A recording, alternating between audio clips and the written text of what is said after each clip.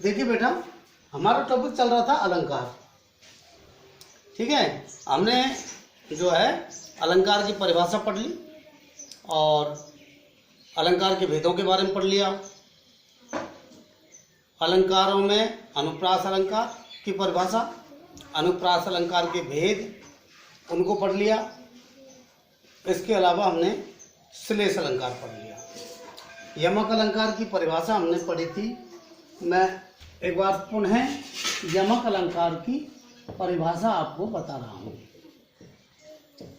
यमक अलंकार, श्लेष में और यमक अलंकार में केवल इतना सा फर्क है कि श्लेष अलंकार में तो एक शब्द का एक बार प्रयोग होने पर प्रसंगवश उसके अलग अलग अर्थ निकलते हैं, और जो यमक अलंकार है उसमें एक शब्द एक से अधिक बार आए और हर बार उसका अलग अलग अर्थ निकले, वहाँ यमक अलंकार होता है।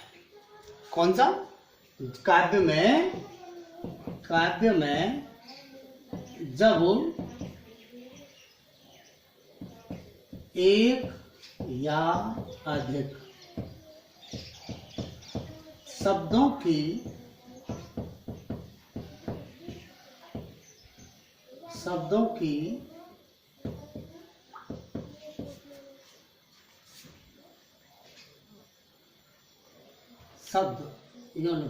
शब्द एक से अधिक बार आए, एक से अधिक बार आए और हर बार उनका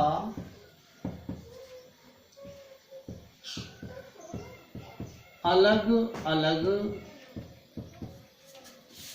अर्थ प्राप्त हो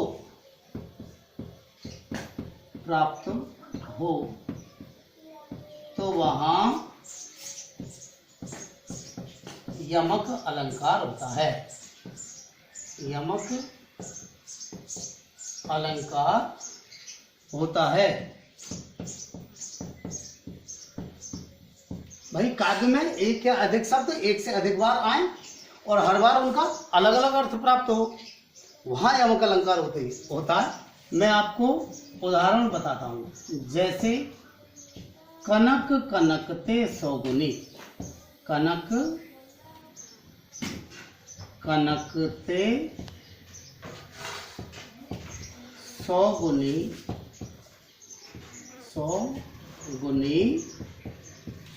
मादकता अधिका है, मादकता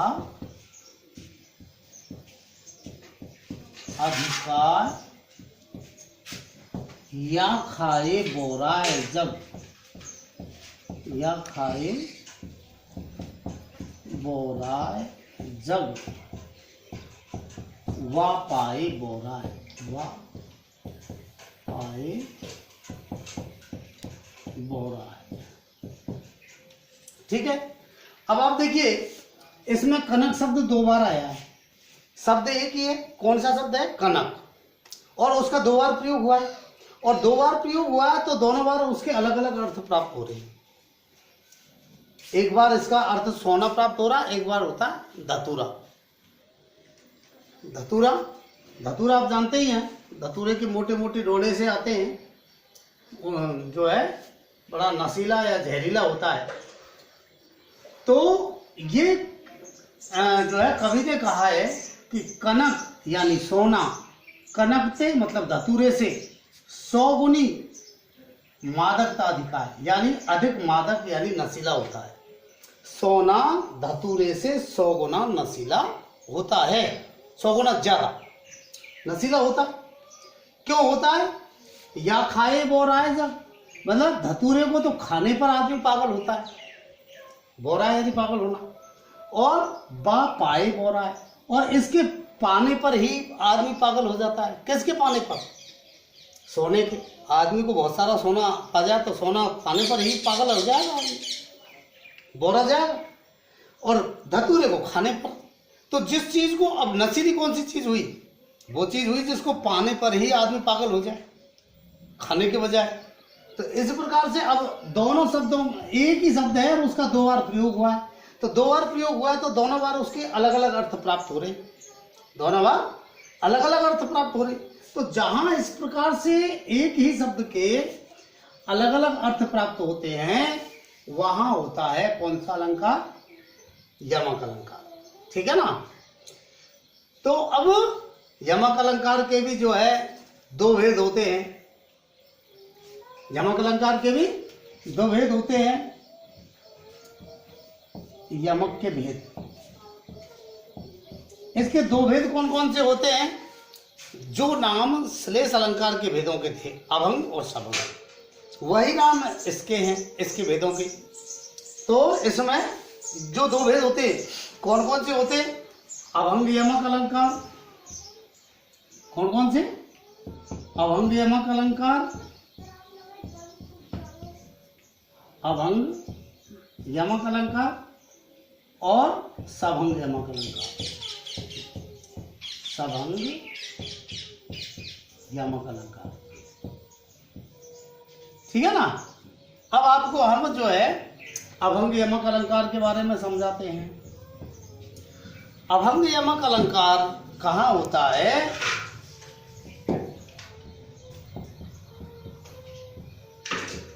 अभंग यमक अलंकार कहाँ होता है? अभंग यमक अलंकार वहां होता है जब काव्य में जो है हम एक शब्द का प्रयोग एक से अधिक बार आए और बिना तोड़े ही उसके अलग अलग अर्थ निकल जाएं, बिना तोड़े ही उसके अलग अलग अर्थ निकल जाएं, वहां होता है अभंग यमक अलंकार। अब ये जो मैंने जो है एग्जाम्पल लिखवाया था आपको, कनक कनक के सगुनी, इसमें कनक शब्द को तोड़ने की आवश्यकता नहीं पड़ी, तोड़ने की आवश्यकता नहीं पड़ी और बिना तोड़े ही इसके अलग अलग अर्थ प्राप्त हो रहे हैं। तो जब बिना तोड़े ही अलग अलग अर्थ प्राप्त हो रहे हैं, इसीलिए यहाँ कौन सा अलंकार है? अभंग यमक अलंकार। काव्य में जब कोई शब्द एक से अधिक बार आए और बिना तोड़े ही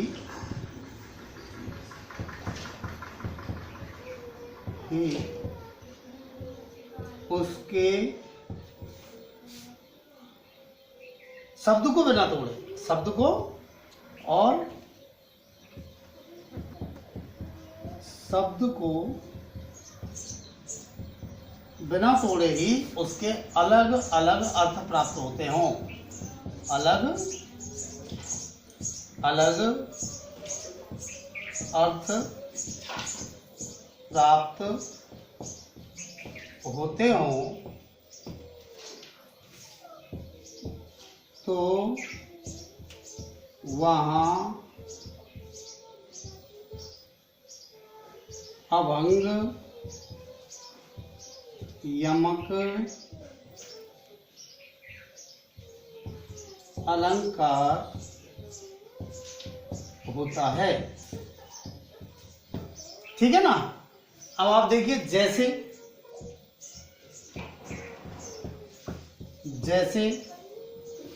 में ये एग्जाम्पल आपका बिल्कुल फिट है। कौन सा?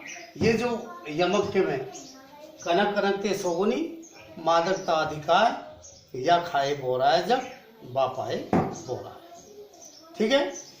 देखिए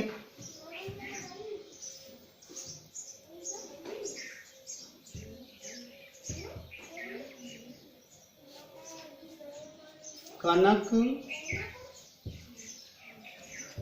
कनक ते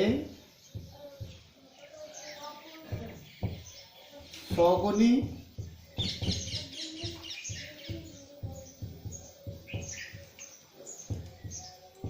मादकता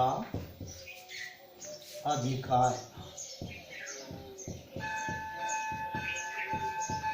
या खाए बोराए जब या खाए बोराय जग, वा पाए बोराय, वा पाए बोराय। इसमें शब्द को तोड़ने की आवश्यकता नहीं पड़ रही और बिना तोड़े ही अलग अलग अर्थ प्राप्त हो रहे हैं। ठीक है ना। अब दूसरा जो भेद है वो है कौन सा? सभंग यमक अलंकार। कौन सा? सभंग यमक अलंकार। अब सभंग यमक अलंकार कहाँ होता है? काव्य में जब कोई शब्द एक से अधिक बार आए और हर बार उसका जो है अलग अर्थ प्राप्त हो, तोड़ने पर, शब्द को तोड़ने पर अलग अर्थ प्राप्त हो, वहां होता है सभंग यमक अलंकार। काव्य में जब कोई शब्द एक से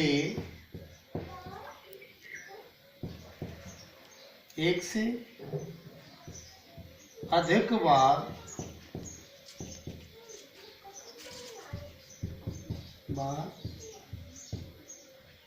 आए और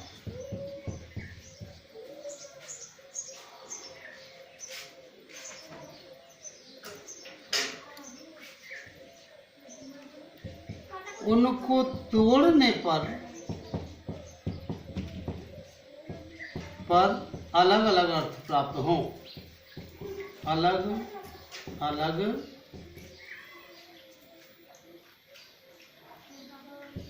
अर्थ प्राप्त हो, वहाँ सभंग यमक अलंकार होता है। ठीक है। अब इसमें जो है मैं आपको एग्जांपल बताऊं, जैसे एक बिल्कुल सीधा सा एग्जांपल बता रहा हूं मैं आपको। लाल दुपट्टा मलमल का,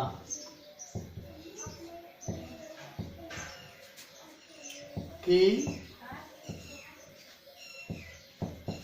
दिल मेरा मल मल गया, मल मल गया। अब यहाँ एक मलमल शब्द तो ये है, यहाँ मलमल तो जो है वस्त्र का एक प्रकार है, और यहाँ मलमल शब्द में मल और मल ये दो बार ये तोड़ना पड़ रहा है। ठीक है। तो यहाँ मलमल का अर्थ अलग हो गया, प्रसन्न करना। क्या? प्रसन्न करना। शब्द को तोड़ने पर अलग अर्थ प्राप्त हो रहा है। ठीक है ना। शब्द को तोड़ने पर अलग अर्थ प्राप्त हो रहा है। इसी प्रकार से जो है दूसरा एग्जाम्पल मैं आपको बताता हूँ। दूसरा एग्जाम्पल है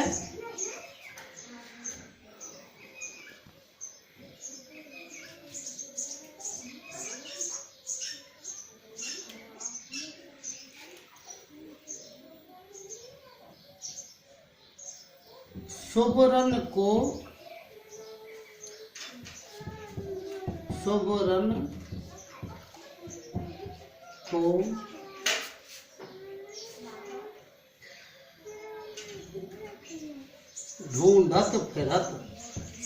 ढूंढत फिरत कवि कामी और चोर, कवि कामी और चोर। अब आप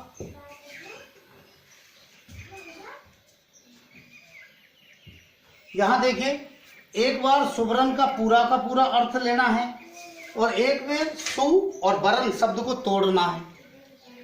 एक बार अर्थ है, यानी सुबरन का एक अर्थ हो गया स्वर्ण और एक सु धन वरण, सु यानी अच्छा और वरण यानी शब्द, ठीक है ना। तो शब्द को तोड़ने पर जो है इसका प्राप्त जो है अर्थ हो ही रहा है। अब आप देखिए, चलो इसको हटाइए, दूसरा देखिए आप, इसमें श्लेष अलंकार का एग्जाम्पल है। इसको देखिए आप, मैंने आपको वो कल भी एग्जाम्पल वो मैंने बताया था, ऊंचे घोर मंदिर के अंदर रहने वाली, ऊंचे घोर मंदिर के अंदर रहने वाली,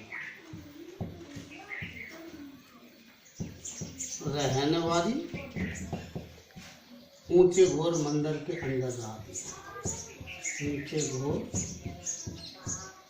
मंदिर के अंदर रहती है।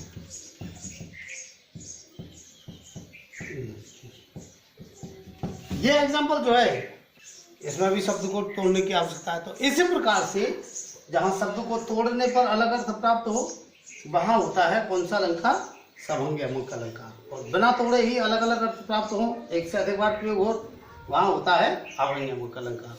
तो ये हमने आज आपको यमक अलंकार पढ़ाया, इसके बाद में और आगे पढ़ाएंगे कल।